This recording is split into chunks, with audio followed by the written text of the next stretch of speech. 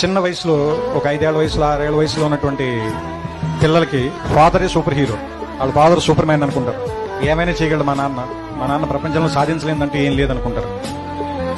వాడు స్కూల్కి వెళ్ళి వాడికి ఒక 10 ఏళ్ళు అంత వచ్చిన తర్వాత ఇంకా వేరే వాళ్ళు ఇంకా డబ్బున్న వాళ్ళ ఫాదర్లని లేదా ఇంకా బాగా పెద్ద పెద్ద కార్లు ఉన్న వాళ్ళని వెళ్ళి చూసిన తర్వాత మా నాన్న అంత గొప్పడు కాదు, మళ్ళీ మా నాన్నకంటే గొప్పలు కూడా ఇంకా చాలా మంది ఉన్నారేమో అనిపిస్తుంది.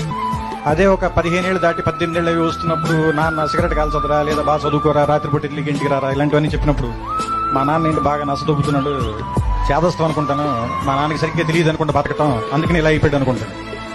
వీడికి ఒక 20 ఏళ్ళు 25 ఏళ్ళు వచ్చి ఒక అమ్మాయిని పెళ్లి చేసుకున్న తర్వాత ఒక ఫ్లాట్ రెంట్కి తీసుకోవటం, ఉద్యోగం చేయటం, నెలాఖరికి వచ్చేసరికి అప్పులు చేయాల్సి రావటం, బిల్స్ కట్టాల్సి రావటం, ఇలాంటప్పుడు నాన్న మనం మరీ అనుకున్నంత వేస్ట్ ఏం కాదనుకుంటే బాగానే మేనేజ్ చేసినట్టున్నాడు 4 పిల్లలు. కానీ మనకి దీనమ్మ ఇంకా ఒక్కడిని కూడా కనకుండానే ఇంత కష్టంగా ఉంది మనకి అనిపిస్తుంది.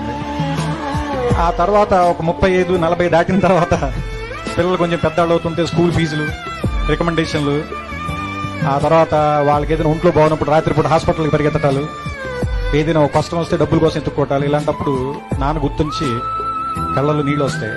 ఈ బాబు ఇన్ని కష్టాలు పడి మన అందరినీ పిలిచి ఇక్కడ తీసుకొచ్చాడని. కానీ మనం అది చెప్పేసరికి చాలా మంది నాన్నలు 2 రోజులు చచ్చిపోతారు. అందుకని నా ఉద్దేశం ఏంటంటే నాన్న బతికుండగానే మనం అందరం థ్యాంక్స్ చెప్తాం.